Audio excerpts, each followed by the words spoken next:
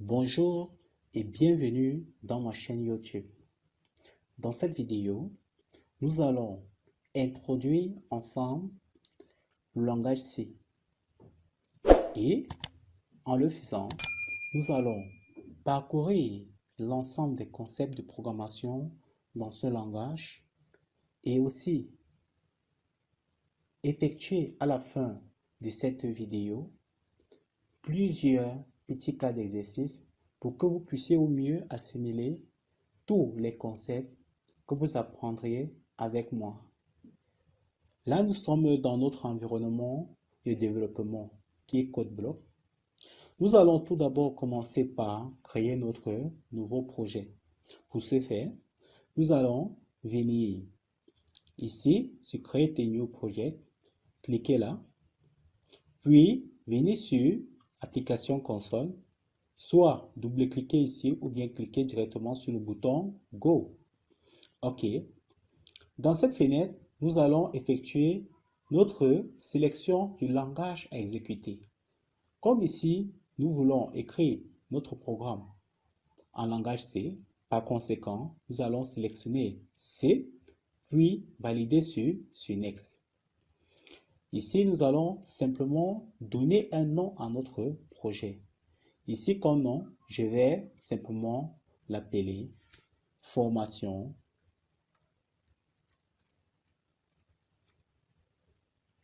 en C. Voilà. Et là, je valide sur Next. Puis sur Finish. Ceci étant fait, au niveau de ma gauche, je constate qu'il y a un dossier source qui s'est créé. Je vois bien que mon nom du projet, c'est formation en C. Ce que je dois faire deuxièmement, c'est de cliquer sur ce bouton pour dérouler ce dossier.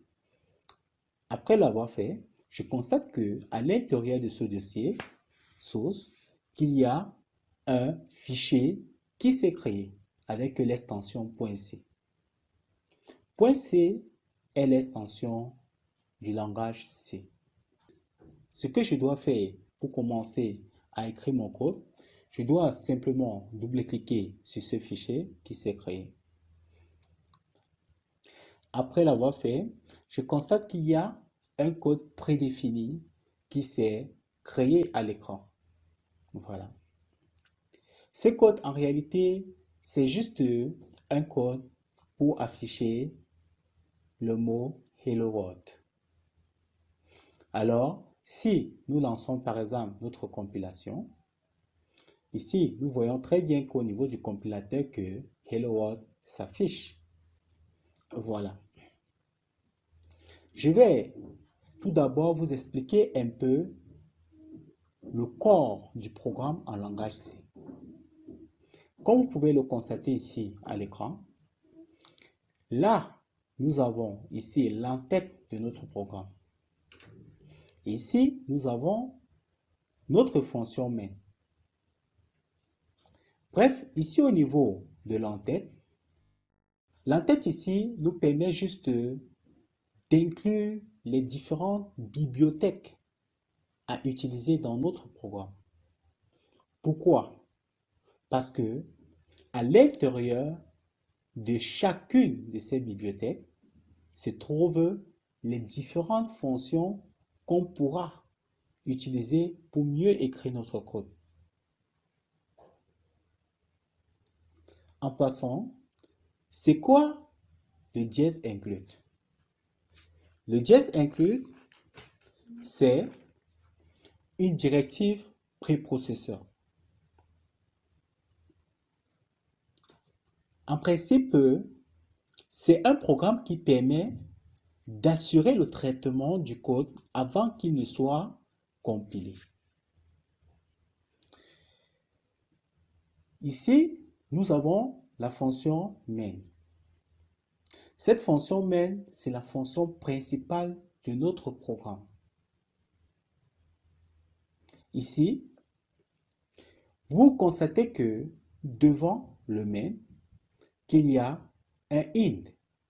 Le int signifie que notre fonction retourne un entier. Et cet entier n'est rien d'autre que ces zéros que vous voyez là. Pourquoi l'instruction retourne 0 à la fin de notre code? Bref, déjà, vous devez comprendre que le retour 0 n'a pas un grand effet sur le code parce qu'il n'empêche pas le code de s'exécuter. Le retour 0 permet juste de préciser à celui qui aimerait soit compiler votre code ou alors exécuter votre code, que votre code s'exécute sans erreur. OK. Et là, donc, ici, on constate plus haut que nous avons une fonction. Cette fonction qui est appelée printf. Et c'est ce printf qui a permis à ce que le message Hello World soit affiché après compilation à l'écran. En dehors de cette fonction, il y a bien d'autres fonctions telles que le scanf. Le scanf qui est déjà une fonction qui nous permet de gérer une saisie ou une récupération d'une saisie. La fonction printf ainsi que le scanf et bien d'autres fonctions existent ou se trouvent dans la bibliothèque stdio.h. D'où la nécessité d'inclure cette bibliothèque à l'entête de notre programme. En revenant donc au niveau de notre fonction main, je vous ai fait comprendre que la fonction main est la fonction principale de notre programme. Bref, c'est elle qui va contenir l'ensemble de notre code. Et quand je dis l'ensemble de notre code, c'est la déclaration des variables ainsi que le corps même de notre code. Maintenant, nous allons parler de la fonction scanf, qui est la fonction de saisie. Et pour que vous puissiez mieux comprendre cette fonction, nous allons effectuer un petit exercice. Dans cet exercice, on nous demande d'écrire un programme en langage C, bien sûr, qui permet à un utilisateur de saisir son nom, son prénom, puis son âge. Et en fin du programme, afficher un message du genre « Bonjour, Henri Abénard, vous avez 29 ans. » Pour résoudre cet exercice, j'aimerais tout d'abord avec vous parcourir un petit tableau pour mieux vous expliquer ce que c'est les spécificateurs de format. Et pourquoi? Parce qu'il sera primordial de les utiliser dans le contexte de notre exercice. Voilà. Et pas seulement dans notre exercice. Bref, dans tous les exercices que vous allez trouver, dans tous les grands projets que vous allez souhaiter même réaliser en langage C, vous serez toujours obligé d'utiliser des spécificateurs de format. Les spécificateurs de format, déjà, on pourra d'annoncer le format des données à visualiser ou à traiter. Quand on parle de la visualisation, c'est beaucoup plus lorsqu'ils sont utilisés dans la fonction printf et le traitement lorsqu'ils sont utilisés dans la fonction scanf, qui est la fonction de saisie ou de récupération des données. Donc, à chaque fois que l'on va vouloir lire ou afficher une valeur, on sera obligé d'utiliser des spécificateurs de format. Alors, pour que vous compreniez cela au mieux, nous allons faire un tour sur ce tableau. OK. Comme vous pouvez le constater ici au niveau de la droite, nous avons deux tableaux. Le premier tableau ici qui est pour les différents codes d'affichage. Ici, vous voyez ici la colonne de droite. Nous avons les différents types de formats attribués à chaque type de variable. Exemple, ici vous voyez ici entier décimal. Nous avons le %D. Entier octal, %O. entier hexadécimal minuscule, %x, entier hexadécimal majuscule, %x majuscule, entier non signé, %u, entier caractère, %c, chaîne de caractères, %s, flottant réel, %f, scientifique, %e, ainsi de suite. Tout bas ici, nous avons le tableau des codes de contrôle. Le code de contrôle, en principe, c'est juste pour la gestion de l'affichage de notre code. Parfois, quand on a besoin d'un peu d'esthétique dans le code, en fait, lors de l'exécution du code, on fait recours normalement au code de contrôle. Ici, par exemple, là, nous avons l'anti/n qui est pour la nouvelle ligne. Dans le principe, ce code de contrôle, ça nous permet juste de gérer un décalage des lignes vers le bas, donc du haut vers le bas, dans un saut des lignes. Voilà. Nous avons ici l'anti/a, qui est le bitcode ASCII, l'anti/r pour le retour chariot, l'anti/b, espace arrière, l'anti/t, tabulation et bien d'autres. Donc, il est primordial pour vous de connaître ces deux tableaux-ci. Donc, le premier-ci, pour mieux manipuler les différents types de formats attribués à chaque type de variable, parce que c'est important de connaître les formats de chaque type de variable, non seulement pour l'affichage, mais aussi pour la récupération des saisies des données. Et pour le deuxième tableau, il est primordial de connaître les différents codes de contrôle pour rendre l'exécution de votre programme plus beau, avec plus d'esthétique. Là, ici à gauche, c'est juste un petit code pour vous montrer un peu comment fonctionnent ces différents types de formats-là et à quoi ils servent. Pour mieux vous expliquer ce code-ci, nous allons faire un tour sur notre environnement de développement. Vu que vous avez déjà une idée sur les différents types de formats attribués à chaque type de variable, je vais vous montrer maintenant, à l'aide de l'image suivante, les différents types de variables avec leurs spécificités en langage C. Ici, nous avons le tableau qui relate l'ensemble des types de variables qu'on peut rencontrer dans le langage C. Voilà. Ici, comme vous pouvez le constater, nous avons le type chart qui correspond au caractère. Voilà. Là, nous avons le type int, le type short, qui sont les entiers courts, le type long pour les entiers longs, le type float pour les réels, le type double pour les réels double précision. Et chaque type de variable est codé selon un nombre bien déterminé de bits. Voilà. Donc ici, comme on peut le constater, le type chart ici est codé sur 8 bits. 8 bits ici correspond à un octet. Et quand on regarde les chars qui sont signés, ça veut dire que ils admettent des valeurs négatives et positives. Voilà. Donc ici, nous avons les chars signés ici varient de -128 à +127. Et les non signés, ça veut dire que ce n'est que des entiers positifs.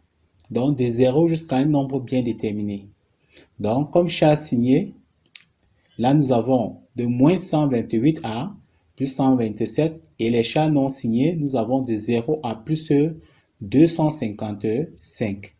Donc, quand on compte de 0 à +255, c'est seulement 256 valeurs. Pourquoi? Parce que le 0 est considéré déjà comme la première valeur. Voilà. Et pour avoir ces 256 valeurs, on a juste élevé 2 à la puissance du nombre de bits. Donc, c'est 2 à la puissance 8 qui donne normalement les 256 valeurs. Même si vous comptez de -128 à +127, ça donne toujours les 256 valeurs. Ok. Quand on regarde au niveau des entiers, les entiers ici sont codés ici sur 16 bits. 16 bits ici qui correspondent ici à 2 octets. Ici, on voit que les entiers signés ici varient de moins 32 768 à plus 32 767. Et les noms signés de 0 à plus 65 535. Voilà.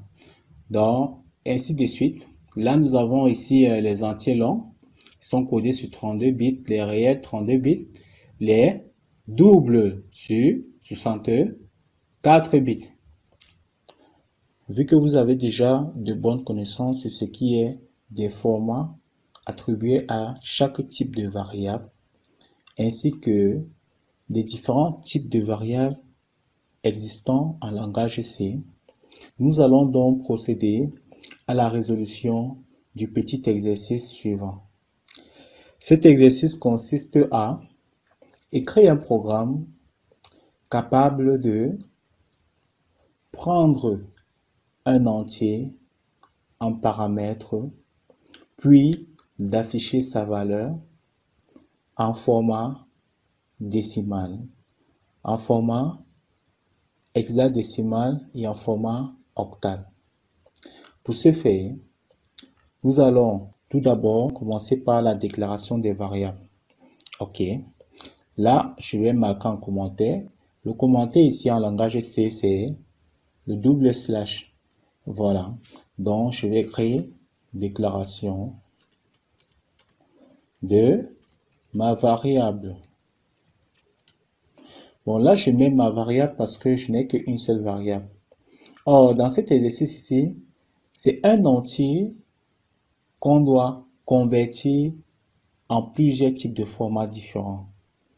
Donc, comme c'est un entier, on a vu que le type qui est attribué aux entiers en langage C, c'est le type int. Donc, je vais mettre int. Je vais donc nommer ma variable. Ma variable ici, je peux simplement l'appeler n et lui attribuer une valeur initiale. Voilà. Et là, je lui donne la valeur 10. OK. Maintenant, ce que je dois donc faire maintenant, c'est afficher donc cet entier en différents formats. Là, je vais mettre encore en commentaire affichage en différents formats. Comme rappel ici, la fonction qui permet en langage C d'afficher une instruction à l'écran, c'est la fonction printf. C'est elle que nous allons utiliser ici pour gérer les différents types d'affichage. Ok, nous avons printf.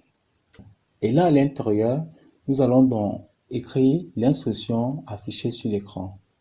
Ici, nous voulons écrire une instruction du genre 10 en format décimal est, 10 en format octal est et 10 en format hexadécimal est.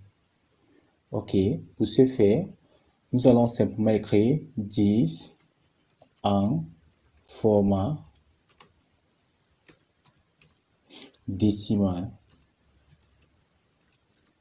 est.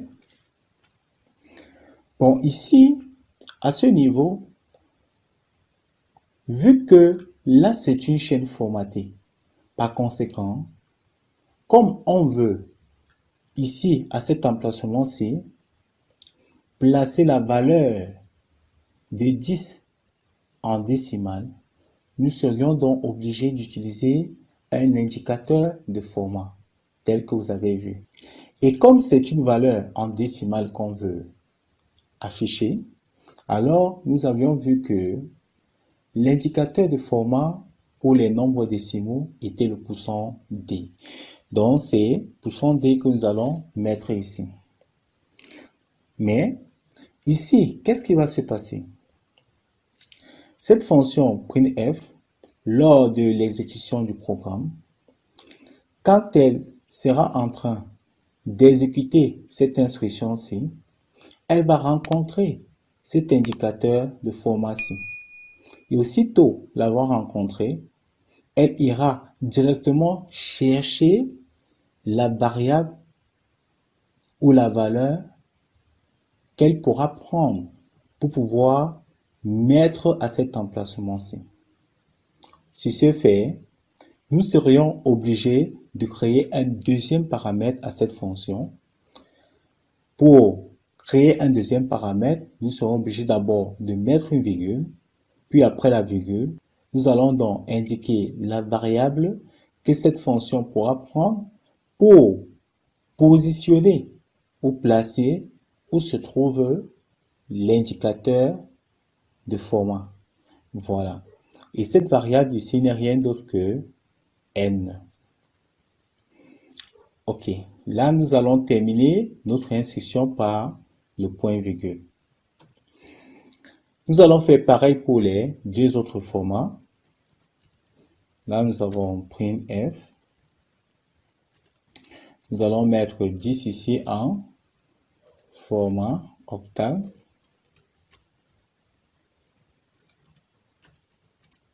Et ici, on va toujours mettre son indicateur. Mais l'indicateur ici qu'on va utiliser, c'est l'indicateur pour l'octal. On a vu que c'était le pourcent O.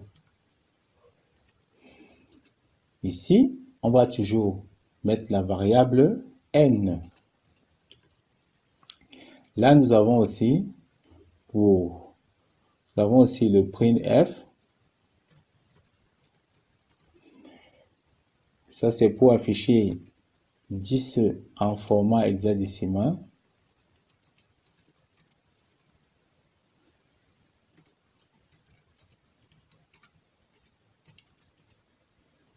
Voilà. Et on voit que l'indicateur de format pour l'hexadécimal ici, c'est le pourcent X. Voilà.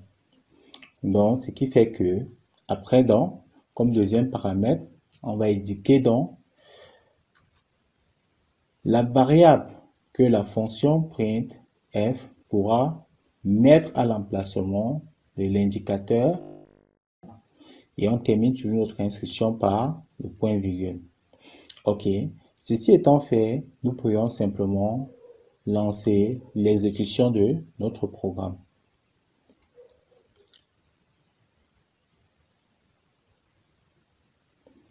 Voilà. Ici, nous constatons ici que ceci s'est bien exécuté. À la seule différence que tout ça s'est positionné sur la même ligne.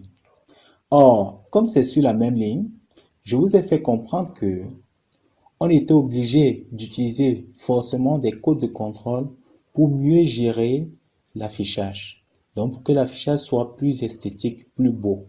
Voilà. Donc, c'est ce qu'on va utiliser ici pour rendre notre affichage plus joli. Donc, nous allons commencer par fermer là.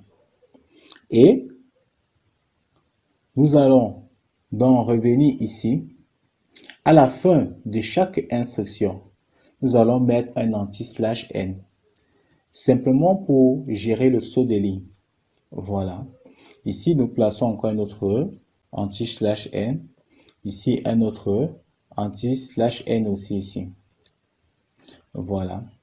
Et après l'avoir fait, nous pourrions simplement lancer donc l'exécution de notre programme. Et qu'est-ce qu'on constate ici? On voit bien que tout est bien organisé. On voit bien que 10 en format décimal est 10. 10 en format octal est 12 et 10 en format hexa est A. Voilà. Donc, c'était bon pour ce programme. Je pense que là, vous avez déjà bien compris le principe de formatage. Voilà. Et déjà ici, ne voyez pas ceci comme étant une erreur. Voilà, là, c'est pas une erreur. C'est juste que le programme n'a pas fini de s'exécuter et je l'ai arrêté brusquement en cliquant directement sur la croix de la fenêtre. Voilà. Ce qui fait que quand vous voulez compiler vos programmes, il faut juste cliquer sur le bouton Entrée ou alors sur n'importe quelle touche de votre clavier que de venir fermer là. Si ici maintenant, je clique donc sur une touche du clavier, vous voyez automatiquement que ce n'est plus rouge ici. Simplement parce que le programme s'est très bien arrêté. Voilà. OK.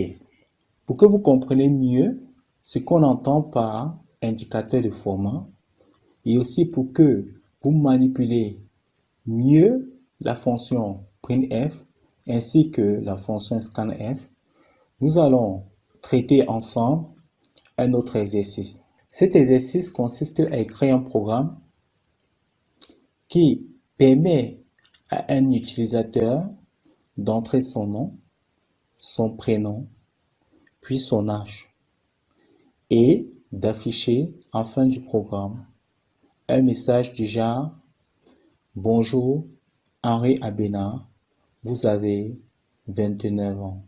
Pour traiter cet exercice, nous allons tout d'abord commencer par effacer tout ceci.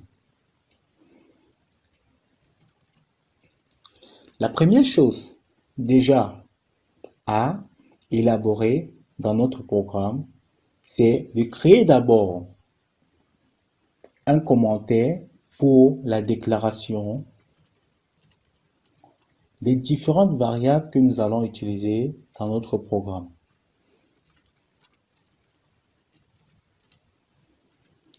Voilà. Ici, dans cet exercice, il est dit que l'utilisateur va entrer 3 données. Son nom, son prénom et son âge. Chaque donnée entrée va correspondre à une variable bien précise. La première variable ici qui sera le nom, la deuxième qui sera le prénom et la troisième qui sera l'âge. Et déjà, c'est quoi un nom? Un nom n'est qu'une succession de plusieurs caractères. Un nom est encore une chaîne de caractères ou encore un ensemble de caractères. En langage C, le nom ou toute autre chaîne de caractères se caractérise comme un tableau de caractères. Vu que c'est un tableau de caractères, le caractère étant de type char dans le langage C, nous allons commencer par déclarer cette variable comme étant char et nous allons lui attribuer le nom. On va toujours l'appeler nom. Mais comme c'est un tableau de caractères, le tableau ici en langage C se représente par le double crochet. Mais quand on parle de tableau, un tableau a aussi une taille. La taille ici, c'est juste pour connaître le nombre de caractères que va contenir notre tableau nom. Alors, dans ce cas d'exemple, je vais prendre arbitrairement la taille 50. Et là, je termine toujours mon instruction par le point virgule. La deuxième variable ici que je dois déclarer ici, c'est le prénom. Et on sait tous que le prénom est du même type que le nom. Ce qui fait que c'est aussi un tableau de caractères. Par conséquent, pour le déclarer, j'aurai chat, je lui attribue un nom. Le nom que je donne ici à ma variable sera toujours prénom. Et là, comme c'est un tableau, je lui attribue toujours la même taille que le nom. OK. La troisième variable ici que je dois déclarer, c'est l'âge. L'âge est toujours en entier. Il n'y a jamais de 5,3 ans, de 20,5 ans, ainsi de suite. Un âge s'exprime toujours en entier. Et l'entier, c'est le type int dans le langage C. Donc, nous allons déclarer l'âge comme ceci, int, on va lui attribuer un nom à notre variable, on va toujours l'appeler âge, tout court. Ceci étant fait, nous allons donc gérer donc les saisies. Pour mieux gérer nos saisies, il faudra d'abord que l'utilisateur puisse lire un message à l'écran du genre entrez votre nom, entrez votre prénom, puis entrez votre âge. Juste pour lui indiquer qu'il faut qu'il entre son nom, son prénom et son âge. Ce qui fait que pour gérer l'affichage de ces instructions, nous allons toujours faire appel à notre fonction printf. Nous commençons. Là, nous avons le printf. Ici, comme première instruction, nous allons marquer entrée, votre nom. Là, on termine toujours notre instruction par le point virgule. Maintenant, vu que l'utilisateur entre le nom, qu'est-ce qu'il nous faut? Il nous faut maintenant récupérer donc la donnée sur son clavier. Et pour ce faire, on fait appel à la fonction scanf. Là, nous avons la fonction scanf comme ceci. Je vais d'abord vous faire une brève présentation de la fonction scanf avant de l'utiliser normalement dans notre exercice. OK. Une fonction scanf se représente comme ceci. Là, nous avons les guillemets là. Et ici, là, c'est le format.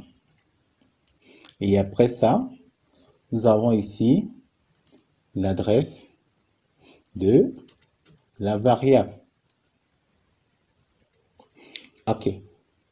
Voici en principe la représentation de la fonction scanf. Ce qui fait que là, ici, nous avons le type de format. Ceci en principe détermine comment les données seront interprétées. Ça veut dire que si la valeur qui est attendue est peut-être un entier, alors son format sera le %d. Si c'est un réel, le %f. Si c'est un caractère, le %c et ainsi de suite. Maintenant, au niveau de l'adresse, l'adresse d'une variable est différente de la variable. Si par exemple, j'ai nom, le nom qui est entré ici, et que je veux retourner l'adresse en principe mémoire de la variable nom, par conséquent, au lieu d'écrire nom simplement, je serai obligé de coller un opérateur d'adressage qui est e-commercial devant le nom. Pourquoi? Parce que celui-ci, au lieu de retourner la variable nom, lui retourne plutôt l'adresse mémoire de la variable nom. Et c'est ça en réalité, cette adresse mémoire que cette fonction scanf attend. Pourquoi? Parce que lorsqu'elle récupère la saisie de l'utilisateur, elle a envie de connaître où elle va stocker la donnée que l'utilisateur a saisie. Raison pour laquelle on a besoin de lui indiquer l'adresse mémoire de la variable entrée par l'utilisateur. Nous allons donc retourner ici dans notre exercice. Ici, on voit bien que, comme le nom ici, c'est une chaîne de caractères. Voilà. Et on voit bien que le format pour les chaînes de caractères ou encore l'indicateur de format n'est rien d'autre que le %s.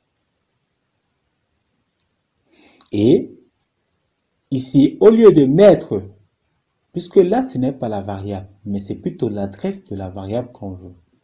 Au lieu de mettre simplement nom, qui représente la variable nom, on va simplement coller ici, devant le nom, le i commercial qui est l'opérateur d'adresse. Parce que celui-ci va retourner l'adresse mémoire de cette variable-ci. OK. Nous allons faire pareil pour le prénom. Donc, ici, nous allons d'abord avoir le printf. Puis ici, on entend l'instruction qu'on aimerait afficher à l'écran. C'est entrer votre prénom. Votre prénom. Et là, on doit récupérer donc la saisie. Donc, par le scanf. Et là, on va donc gérer donc le format qui est toujours le %S, vu que c'est une chaîne de caractères, et indiquer donc son adresse mémoire avec le i commercial prénom. Voilà. Maintenant, nous allons faire pareil ici pour l'âge. Nous avons printf. Là, on va indiquer l'instruction affichée à l'écran. Voilà. OK. Et là, maintenant, on va récupérer donc la saisie. Donc, là, nous avons ici, comme l'âge ici est en entier, on voit bien que l'indicateur de format pour les entiers, c'est le %D. On va donc indiquer dans son adresse mémoire où on va stocker la donnée qui a été saisie. On voit bien que on va juste coller le i commercial devant H. Voilà. Toko. OK. Ceci étant fait, nous allons maintenant gérer le message final. Dans l'énoncé de l'exercice, on nous a dit que le programme doit afficher à la fin un message du genre « Bonjour, Henri Abena, vous avez 29 ans. » OK. Bon, pour gérer cela, nous allons toujours faire appel à notre fonction printf. Et là, nous allons toujours ouvrir les guillemets ici. Et nous mettons simplement le message qu'on veut afficher. Ça, c'est bonjour. Henri Abena, Henri étant le prénom, donc c'est bonjour prénom. Mais au lieu de mettre prénom ici, on va utiliser l'indicateur de format. Ce n'est rien d'autre que le %S. On va aussi, puisque c'est bonjour prénom nom, on va aussi mettre l'indicateur de format pour le nom. Voilà. On peut séparer juste d'une virgule et on met vous avez. Pour l'âge, on doit aussi utiliser l'indicateur de format de l'âge qui n'est rien d'autre que le %D. Voilà. Vous avez. Et entre-temps, on va juste coller en derrière. Bon, le en, je préfère mettre S comme ça, entre parenthèses. Parce que si quelqu'un ou bien un utilisateur fait juste un test peut-être sur quelqu'un qui a 1 an, il faudra quand même que cela au moins soit mieux compréhensible. Voilà.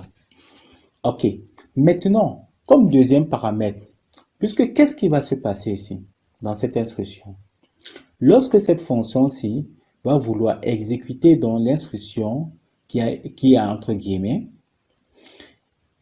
elle va donc rencontrer le premier indicateur-ci. Et qu'est-ce qu'elle va faire? Elle va comprendre déjà que elle doit aller chercher au niveau du deuxième paramètre la valeur à positionner ici. Voilà.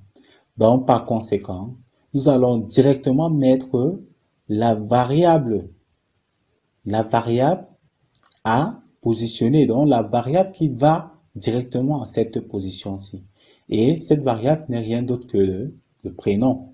Donc, nous avons ici le prénom. Et ce qui suit ici, on va créer un autre paramètre pour la variable qui doit se positionner à cet endroit-là. Donc, ici, cette variable n'est rien d'autre que le nom. Et ainsi, comme quatrième variable ici, celle qui va se positionner là, qui n'est rien d'autre que l'âge. OK. Et là, nous terminons toujours notre instruction par le point virgule. Ceci étant fait, on peut donc maintenant lancer la compilation de notre programme. OK. Là, on voit bien que notre fenêtre s'ouvre. On entre simplement le nom, comme dans l'exercice, Abena. Le prénom, on va entrer Henri.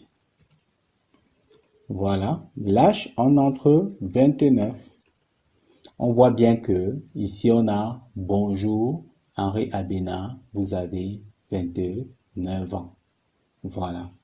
Bon, ici, pour rendre un peu l'exécution de notre programme encore plus beau, on peut juste utiliser nos codes de contrôle. Voilà. Donc, on va utiliser voir. Il suffit simplement de venir ici, puisque on veut décaler l'instruction ci. En fait, les saisies avec ceci.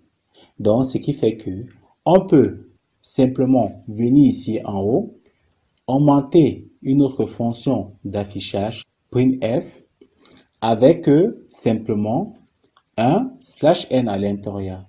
Voilà pour le décalage de la ligne. OK. Là maintenant, si on réexécute notre programme, on voit bien que on entre comme nom Abena. Ici le prénom Henri. Voilà. Et l'âge 29. On voit bien que ceci est décalé. Voilà. OK. Bon. Qu'en est-il de ce qui est tout bas là? On peut bien, puisque ici, ce qu'on constate ici, c'est que le programme s'est arrêté. Mais le programme ici s'est arrêté même sans qu'on puisse l'arrêter nous-mêmes. Mais si on veut arrêter le programme nous-mêmes, il suffit simplement de faire ceci, de revenir ici, tout bas de ce programme, augmenter juste la fonction getChar. Bon, en principe, on peut mettre getChar ou bien get, puisque get en principe, c'est toujours le getChar. Donc, ce qui fait que si on réexécute dans notre programme ici, on entre Abena et on entre le prénom Henri et on entre l'âge qui est 29. On voit bien que on a que bonjour Henri Abena, vous avez 29 ans. On voit que le programme ne s'est pas encore arrêté. Le programme attend plutôt qu'on puisse valider une touche du clavier avant de s'arrêter totalement. Ce qui fait que si je clique donc sur Entrée, on voit bien qu'il s'est arrêté à combien de secondes? À 36 secondes. Voilà.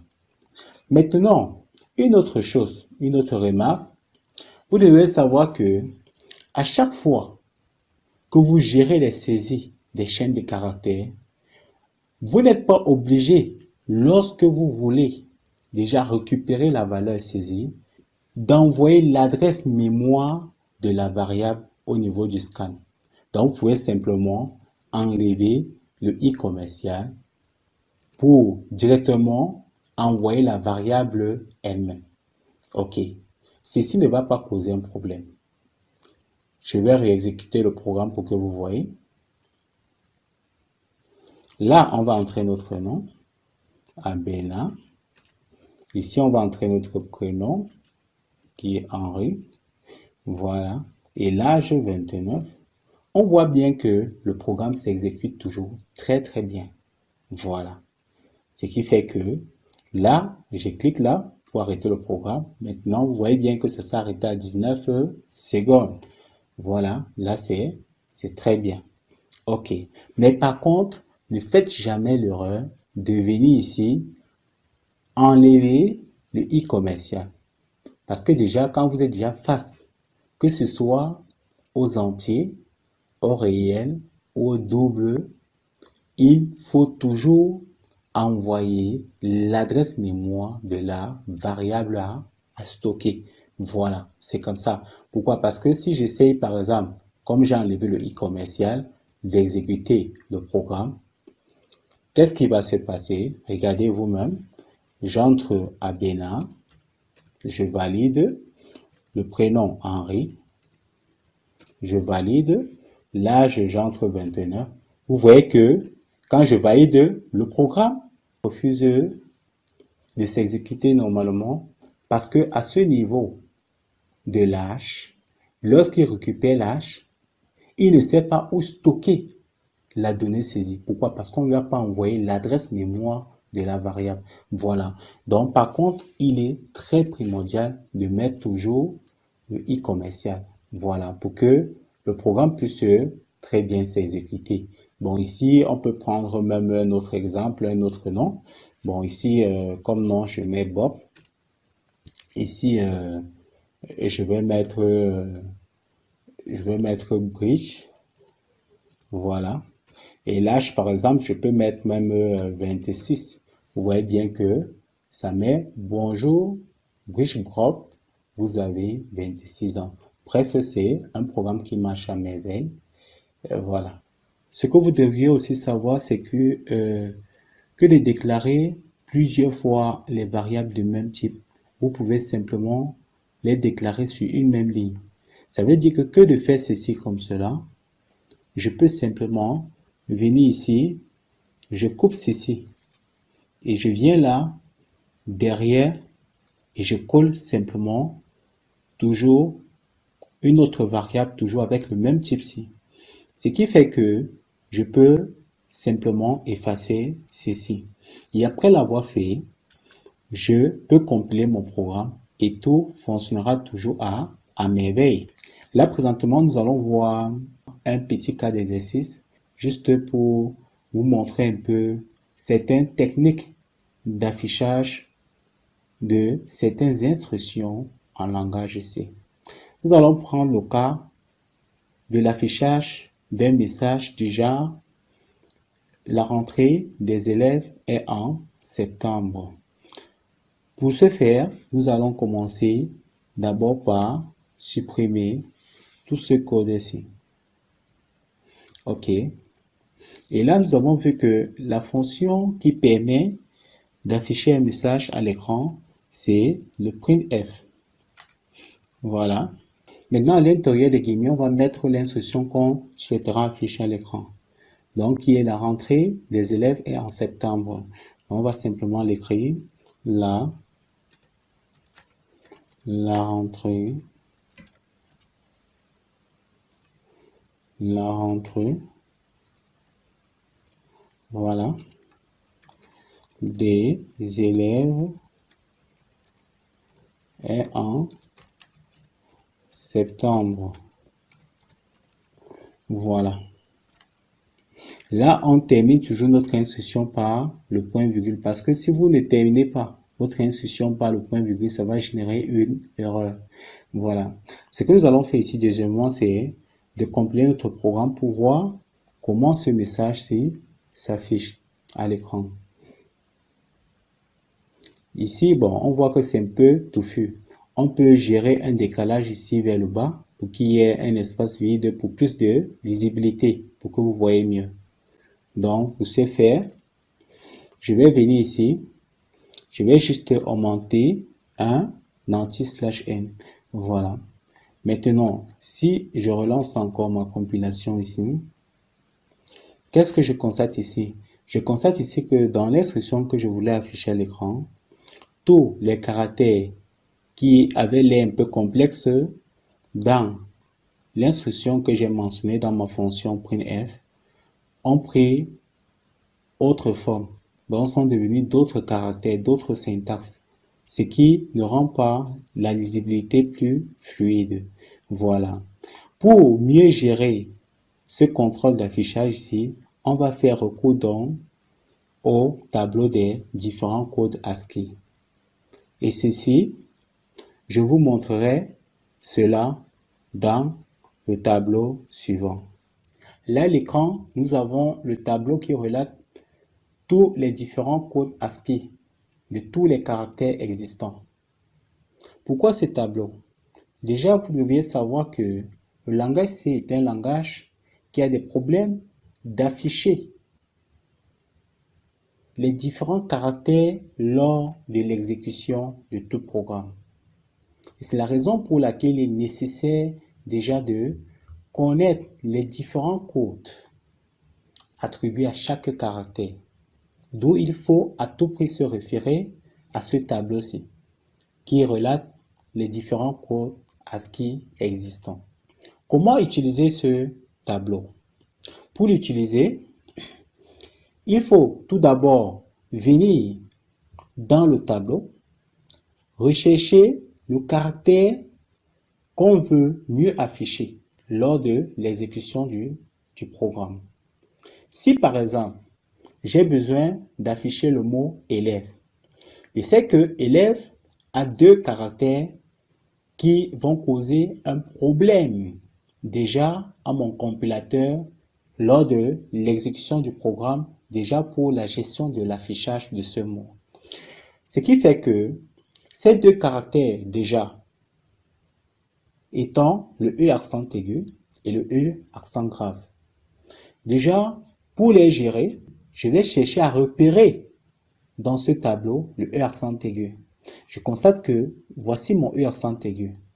Je vais donc chercher les coordonnées qui correspondent à ce E accent aigu en abscisse et en ordonnée. Je vois qu'ici, en abscisse, j'ai 13 et en ordonnée, j'ai 0. Par conséquent, j'aurai le 13 ici collé du 0 derrière, ce qui va me donner 130. Ça veut dire que s'il faille utiliser un chiffre ou une valeur pour pouvoir gérer l'affichage du E accent aigu dans mon programme, alors je vais utiliser le 130. Deuxièmement, il me reste donc le caractère E accent grave. Pour ce faire, il suffit simplement que je cherche toujours à repérer dans mon tableau le E accent grave. Je constate qu'il est là. Je vais, deuxièmement, rechercher d'abord sa coordonnée en abscisse. Je vois que c'est toujours 13. Et en ordonnée, je constate que c'est 8. Par conséquent, je dois coller simplement le 8 qui est en ordonnée derrière le 13, ce qui va me donner 138. Donc, s'il me faut donc afficher donc le caractère E accent grave, il suffit juste pour moi d'utiliser la valeur 138. OK. Nous allons déjà toujours revenir sur notre environnement de développement pour que je puisse mieux vous expliquer un peu ça de façon pratique. Vu que vous avez déjà de bonnes connaissances sur comment manipuler certains caractères pour mieux gérer l'affichage de vos instructions à l'écran, nous allons ici mettre en exergue ce que je vous ai expliqué par rapport à ce tableau pour que ensemble vous voyez de façon pratique comment utiliser les différents codes ASCII pour chaque caractère bien précis dans notre programme pour mieux gérer l'affichage des instructions à l'écran. OK. Ce que vous devez déjà savoir premièrement, c'est que un caractère a pour identificateur de format %C. Donc, ce que nous allons faire ici, c'est repérer tous les caractères complexes qui avaient du mal à mieux s'afficher lorsqu'on a exécuté notre programme et les remplacer dans un premier temps par le %C, donc par l'identificateur de format attribué au caractère. Voilà. Donc ici, nous allons venir ici, on repère le E accent aigu, on remplace par %C. Ici aussi par %C. Et là aussi par %C. Voilà. Ceci étant fait, quand cette fonction printf va vouloir exécuter l'instruction qui est ici à l'intérieur, il va rencontrer donc des identificateurs de format. Et après l'avoir fait, il va donc chercher des valeurs qu'il pourra donc attribuer ou affecter à chacun de ces identificateurs de format. Et où ira-t-il prendre? C'est toujours dans sa même fonction. C'est la raison pour laquelle nous sommes obligés de placer d'autres paramètres ici qui vont correspondre aux différentes valeurs qu'on va affecter ici dans chacun de ces identificateurs de format.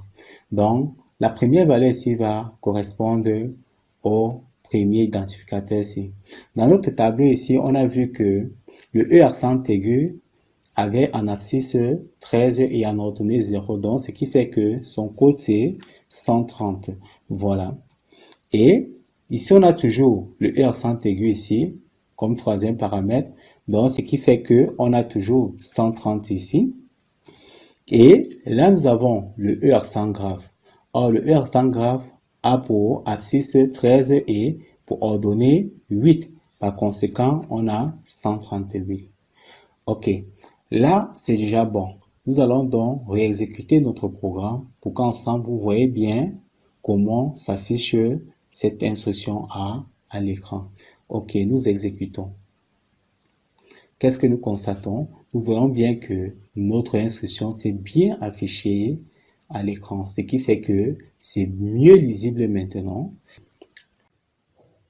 Toujours dans le même but de vous permettre de mieux comprendre les concepts en langage C, nous allons traiter un autre cas d'exercice.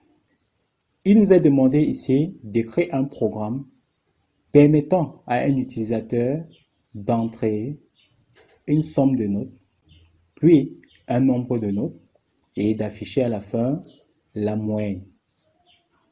Alors, pour ce faire, nous allons commencer par effacer ce code ici. Ici, nous allons commencer par organiser notre programme en trois parties. La première partie qui va concerner la déclaration des variables.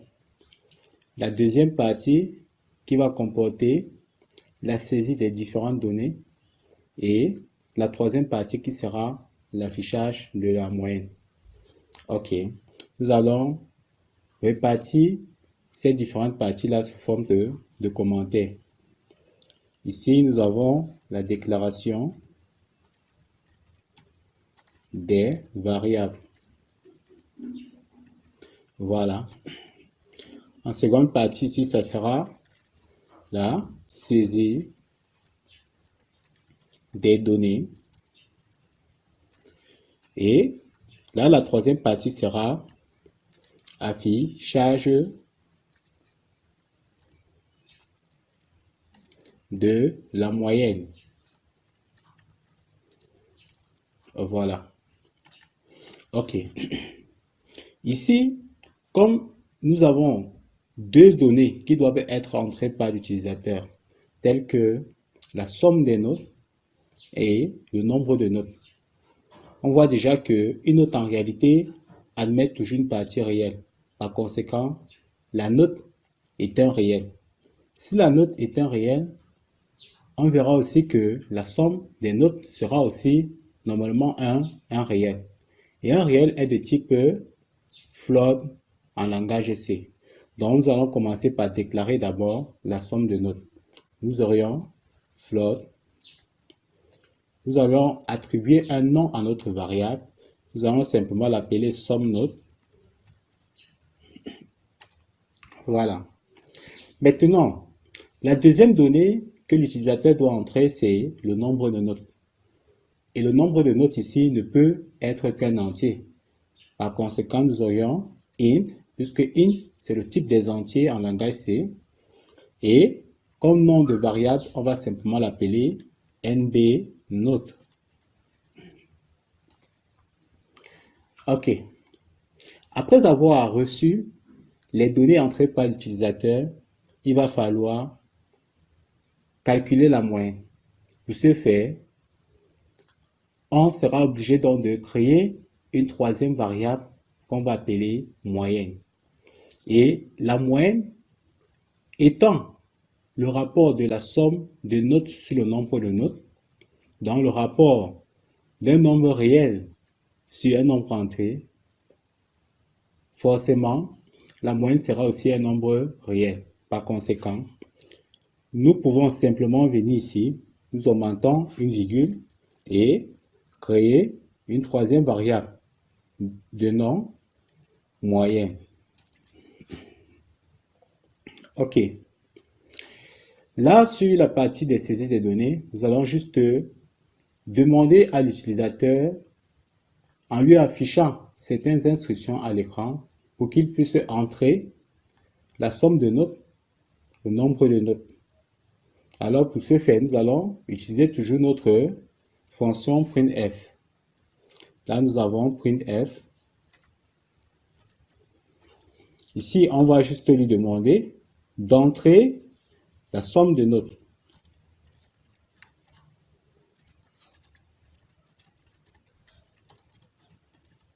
Voilà. OK. Maintenant, il va nous falloir donc récupérer la donnée saisie. Et pour ce faire, nous allons toujours utiliser notre fonction scanf. OK. Ici, nous allons d'abord gérer le format de la variable entrée ou encore de la donnée entrée. Vu qu'il s'agit d'une somme de notes et comme la somme de notes est de type float, par conséquent, l'identificateur de format pour un nombre réel n'est rien d'autre que le %f. Ici, nous allons donc mentionner aussi son adresse mémoire. Là, nous allons simplement écrire i commercial suivi de somme note. Voilà. Maintenant, ce qu'il faut encore faire, c'est de demander à l'utilisateur d'entrer le nombre de notes. Donc, nous allons toujours partir avec une autre fonction printf. Ici, à l'intérieur, nous allons lui poser la question d'entrer le nombre de notes. Voilà. OK. Ici, donc, il va juste falloir pour nous de récupérer déjà la valeur saisie. Donc, ici, on va toujours écrire scanf. Voilà. Ici, le format ici sera aussi de type %D, parce que %D, c'est pour les entiers. Donc, adresse mémoire i commercial NB note. Voilà. Maintenant, après avoir géré donc les saisies, nous allons mettre d'abord la formule pour calculer la moyenne. Là, nous aurions ici moyenne qui sera égale ici au rapport de somme de notes divisé par le nombre de notes. Voilà. Maintenant, ceci étant fait, nous allons simplement chercher à afficher la valeur de la moyenne.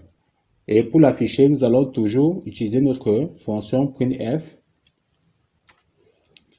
Et là, à l'intérieur, nous allons mettre moyenne égale.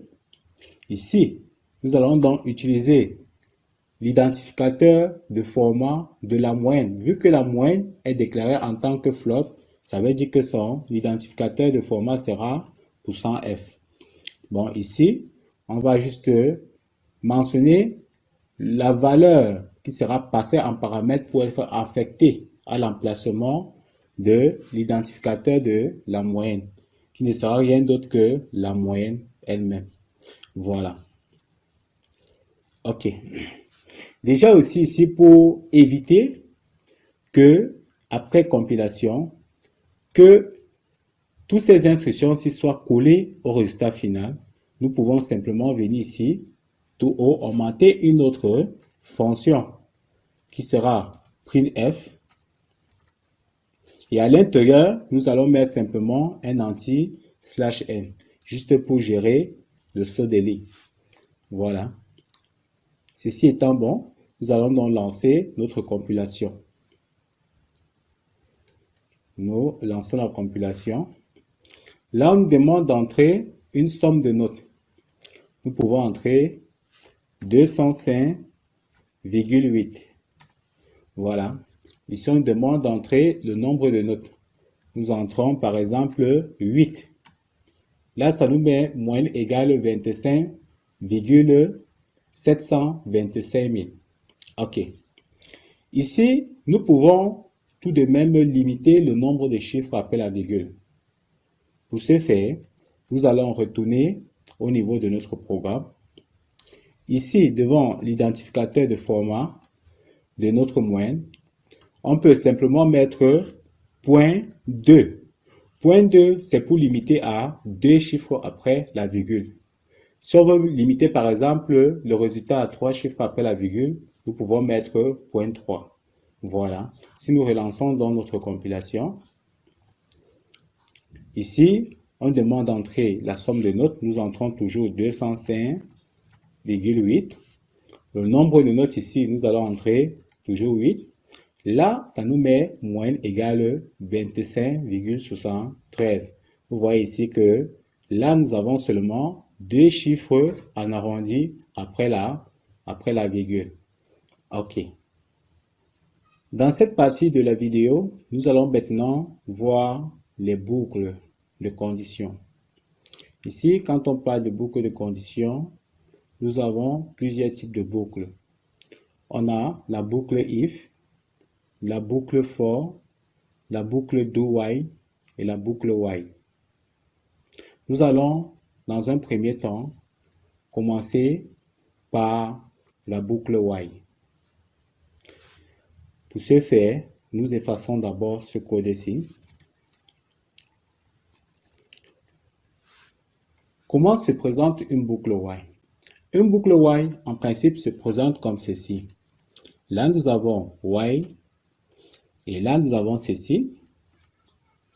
Et à l'intérieur de cette parenthèse-ci, il y a notre condition. Ça veut dire que on place notre condition ici. Et ici, nous avons simplement notre code. Donc, ce qui fait que quoi? C'est une boucle qui vérifie une condition avant d'exécuter une instruction. Donc, comme par exemple, on peut dire que tant que l'ampoule ne devient pas verte, la télé ne s'allume pas. Donc, ce genre de boucle-ci sera chargé de contrôler cette condition-là pour pouvoir exécuter l'instruction qui a été demandée. Voilà, donc c'est un peu ça. Et une boucle while, si nous voulons par exemple l'utiliser pour gérer l'affichage par exemple des nombres de 1 jusqu'à 10, on peut l'écrire comme ceci. Nous venons dans un premier temps initialiser d'abord une variable. Donc ici nous allons partir sur un entier. Donc là nous avons int, notre variable on va l'appeler j, voilà. Et pour l'initialiser, on va lui attribuer la valeur 1. OK. Maintenant, après l'avoir fait, nous allons donc boucler suivant une condition bien définie. Donc là, nous aurions ici while. Puis, nous ouvrons et fermons les alcoolates. À l'intérieur ici, nous allons boucler ici tant que j est inférieur ou égal à 10. Bon, si on met 10 ici, ça veut dire quoi? Que pendant qu'on va exécuter le programme, la boucle tank sera donc chargée d'afficher les nombres de 1 jusqu'à 10. Voilà. Mais ici, nous allons d'abord mettre notre condition ici à l'intérieur des parenthèses. Ici, on veut boucler tant que j est inférieur ou égal ici à 10. Voilà. Mais ce qu'il faut aussi savoir, c'est que on ne peut pas simplement boucler comme ça.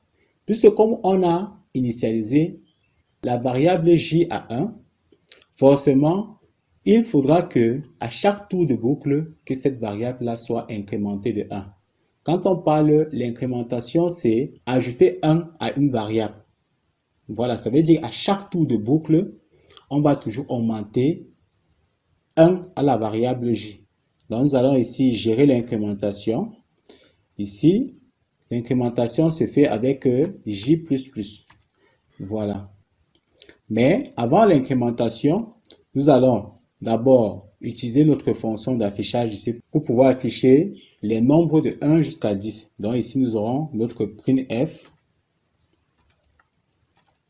Et là, on va d'abord mettre l'indicateur de format d'abord pour les entiers, vu que notre variable est un entier.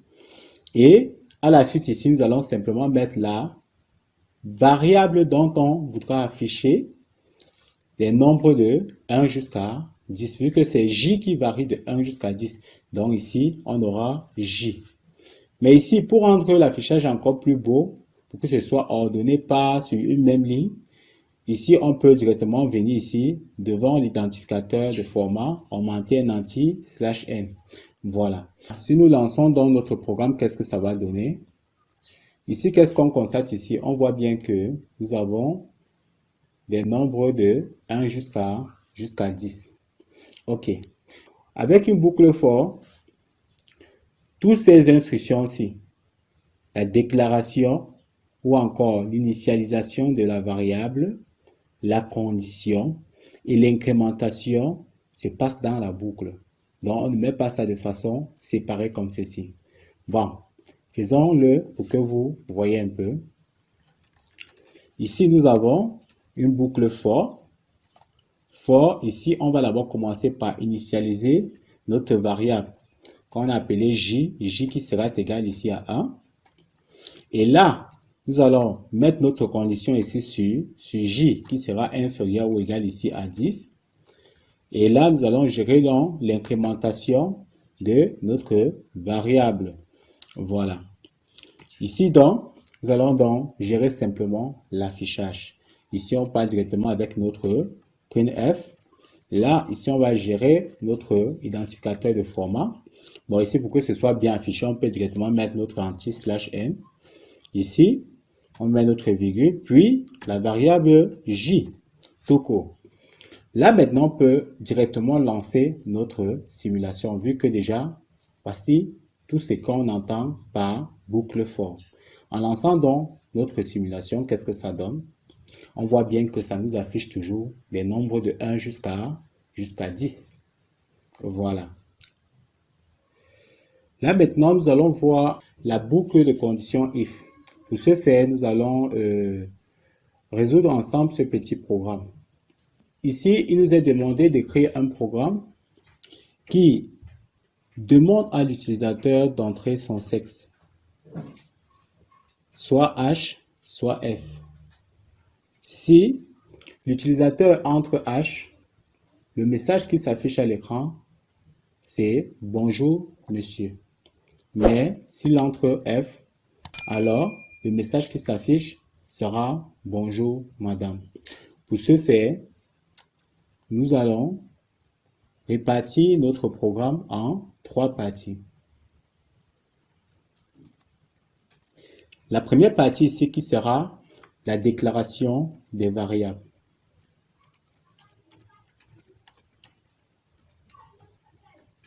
Voilà. Ici, en seconde partie, nous aurions la saisie des données.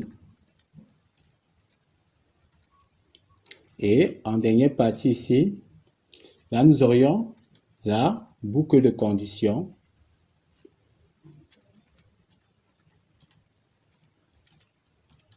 Et affichage. Voilà.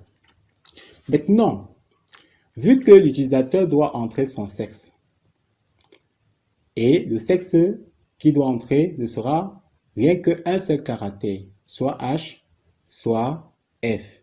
Par conséquent, nous aurions juste une seule variable à déclarer. Et la variable sera ici de type char. Donc, nous aurons simplement char. Nous allons donc donner donc un nom à notre variable. Nous allons simplement l'appeler sexe. Tout court. Maintenant, nous avons terminé avec cette première partie. Nous venons donc sur la deuxième partie. Ici, il suffit de poser la question à l'utilisateur ou encore de demander à l'utilisateur d'entrer son sexe. Pour ce faire, nous allons utiliser notre fonction printf. Et à l'intérieur de cette fonction, nous allons simplement mettre « Entrez votre sexe ». Voilà. OK. Après l'avoir fait, il va donc falloir récupérer la donnée qui sera saisie par l'utilisateur. Donc, nous allons utiliser scanf. Et ici, nous allons mettre l'identificateur de format d'abord pour le caractère. Donc, pour cette variable, c'est qui est de type caractère, qui n'est rien d'autre que le %C. Et ici, donc, on va gérer donc son adresse mémoire, qui sera le i commercial suivi de sexe. Là, nous arrêtons simplement notre instruction avec le point virgule. Là, maintenant, nous avons déjà terminé avec la seconde partie. Il nous reste juste la troisième partie, qui est la dernière. Ici, nous allons gérer notre boucle de conditions, suivant un test, bien sûr, et afficher donc les différents types de messages, suivant les différents caractères qui seront entrés par l'utilisateur. Ici, nous allons simplement mettre un if. On ouvre les parenthèses et on ouvre et ferme l'alcoolade. À l'intérieur du if ici, nous allons donc mettre notre test. Si sexe est égal ici au caractère. Bon, ici, quand on veut mettre le caractère ici dans une condition, c'est entre côtes. C'est pas entre guillemets comme les chaînes de caractères. Voilà. Donc, le caractère, c'est toujours entre côtes. Donc, si sexe est égal à H, alors, le message qui va s'afficher sera, on utilise toujours notre fonction printf, et on ouvre donc les guillemets. On aura ici, bonjour, monsieur. Voilà. Maintenant, au cas où c'est plutôt égal à F, donc on va encore gérer une autre condition. If, et là, on ouvre et ferme l'alcoolade. À l'intérieur, si on passe notre texte, si sexe égale F, alors le message qui doit s'afficher ici sera, on utilise toujours le printf, et là, ici, on aura bonjour, madame. Voilà. Ici, notre programme est terminé. Ce qu'on va juste faire maintenant, c'est de compiler notre programme. Bon, on va donc le compiler ici. Là, on demande d'entrer notre sexe. Là, j'entre H et je valide. Ça me met ici, bonjour, monsieur. Alors, si je referme et si je relance encore, je mets par exemple F et je valide, ça me met bonjour, madame. Ce qui fait que mon programme est très bon.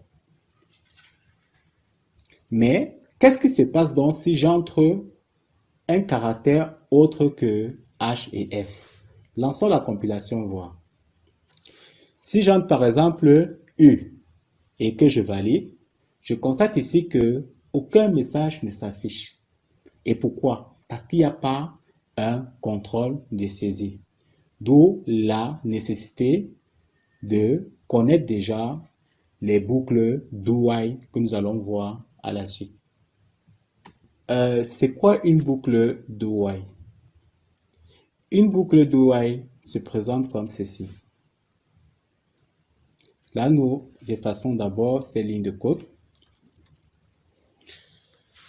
Et déjà, la boucle do while, comme en français, ça se dit fait tant que. Fait tant que. Donc ici, nous avons le do et on ouvre simplement les alcoolates. Et à la fin de l'alcoolate de fermeture, nous avons le while. Et au niveau du while, c'est là que on effectue notre test. Ça veut dire que c'est ici qu'il y a la condition. Et le while se termine toujours par le point virgule ici. Et ici, à l'intérieur du code, on va simplement marquer l'instruction. Donc, voici comment se présente une boucle do while, qui est la boucle fait tant que. Ici, nous allons utiliser dans un premier temps pour que vous compreniez un peu mieux comment manipuler ce genre de boucle. Nous allons chercher ici à afficher les nombres de 1 jusqu'à 10. Ici, nous allons commencer tout d'abord par effacer ceci. Et la première chose ici à faire, c'est d'initialiser d'abord notre variable. Là, nous avons le int qui est toujours égal à 1. Voilà. Maintenant ici, nous allons ouvrir simplement notre boucle par le do, puis l'alcoolate d'ouverture et de fermeture. Et ici, nous allons mettre la condition tant que. Là, nous avons le while. Ici, on veut boucler tant que j est inférieur ou égal ici à 10. Et à la fin, toujours du while, il ne faut jamais oublier le point virgule. Bon, ici, on a vu que c'est une boucle. Ce qui fait que à chaque tour de boucle, il faudra que cette variable qu'on a initialisée à 1 puisse varier. Donc, qu'elle puisse être incrémentée. Pour ce faire, nous allons seulement gérer l'incrémentation avec un j++.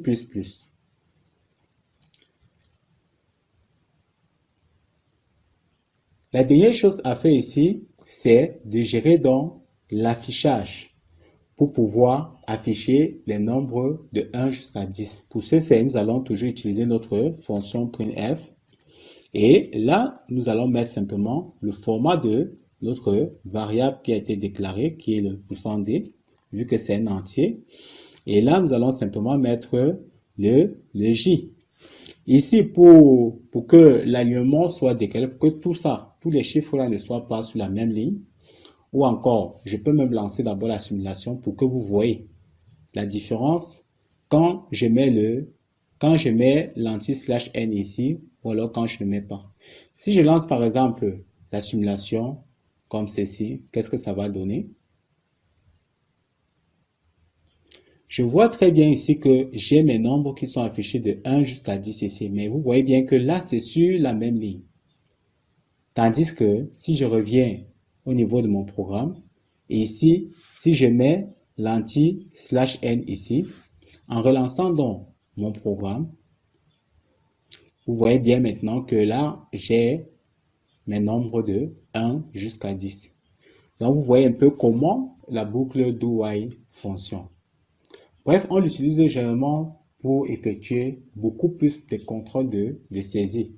Et pour le cas de l'exercice précédent, qui était celui de demander à l'utilisateur d'entrer son sexe, nous allons utiliser cette boucle pour que vous voyez un peu comment le contrôle de saisie se passe en programmation.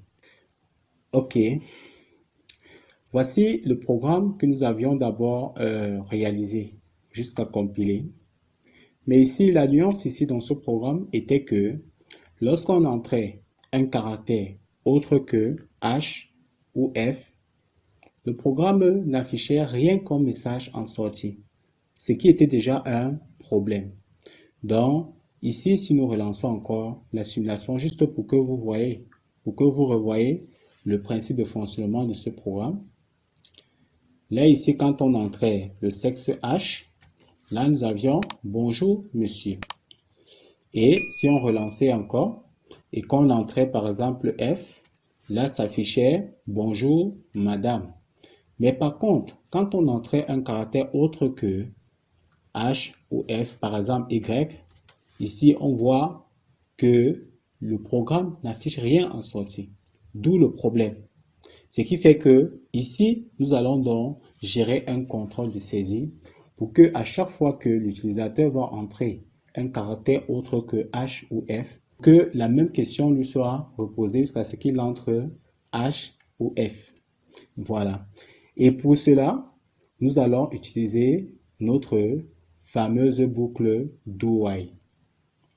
Ok, si nous revenons au niveau de notre programme, le contrôle de saisie ne va se passer qu'ici, au niveau de la saisie des données. Donc, nous allons simplement venir décaler ceci un peu vers le bas et écrire notre boucle do while là. Et là, nous allons mettre notre while. Voilà. Ici, on termine d'abord par le point virgule.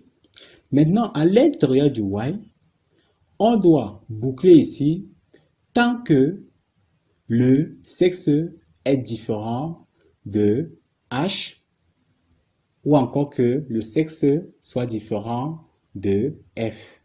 Voilà.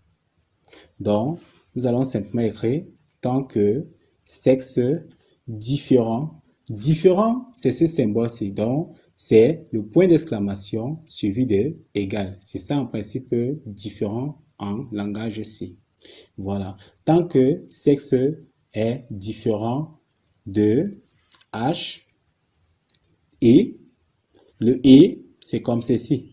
Donc, on met un double i commercial. Et que sexe soit différent de F. Voilà.